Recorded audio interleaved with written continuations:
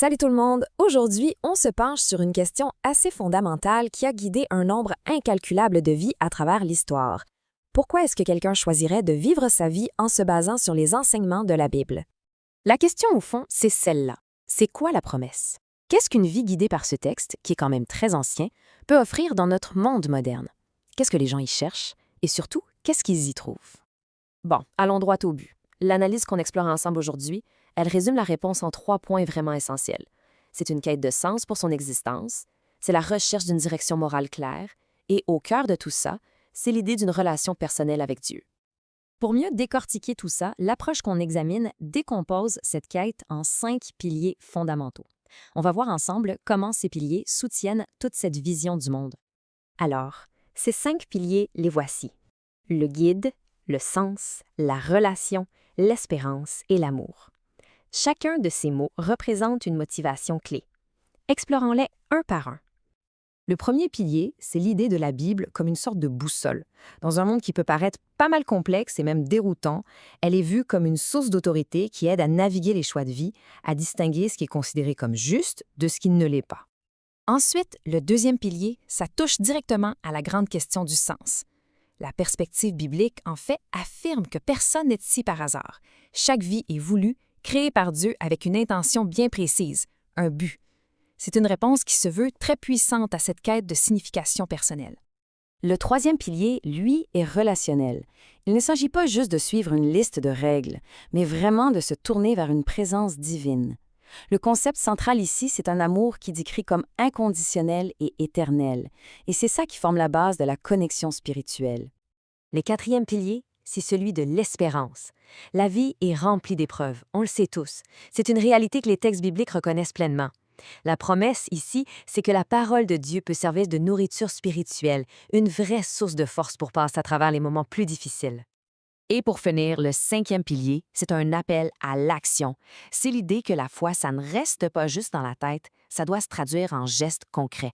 En prenant Jésus comme modèle, la personne qui croit est invitée à servir les autres, à transformer cet amour reçu en un amour qui est donné. Maintenant, ce qui est vraiment intéressant, c'est de voir comment ces piliers-là sont ancrés directement dans des passages spécifiques du texte. On va regarder quelques versets clés qui illustrent bien cette vision. Ce passage de la lettre aux Romains, ça illustre parfaitement l'idée d'une vie qui est complètement orientée.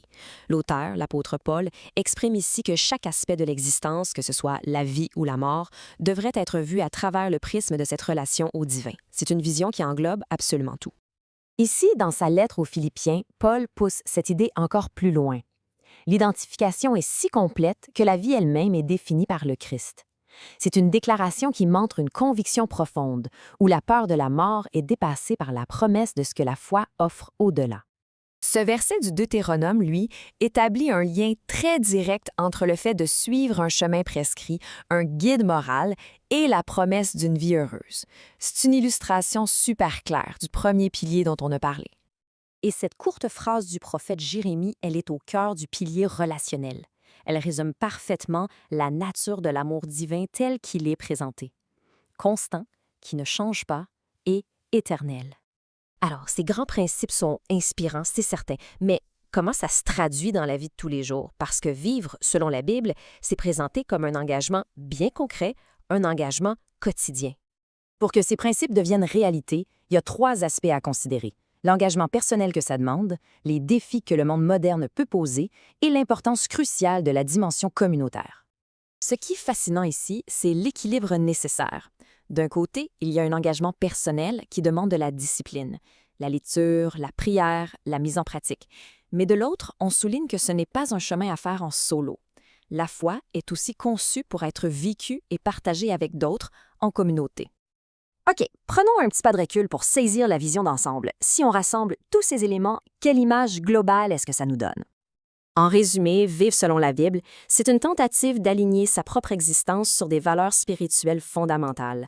L'amour, la justice et la fidélité deviennent en quelque sorte les axes centraux qui guident les pensées et les actions. Et tout ça, ça culmine en 3 promesses clés pour les croyants.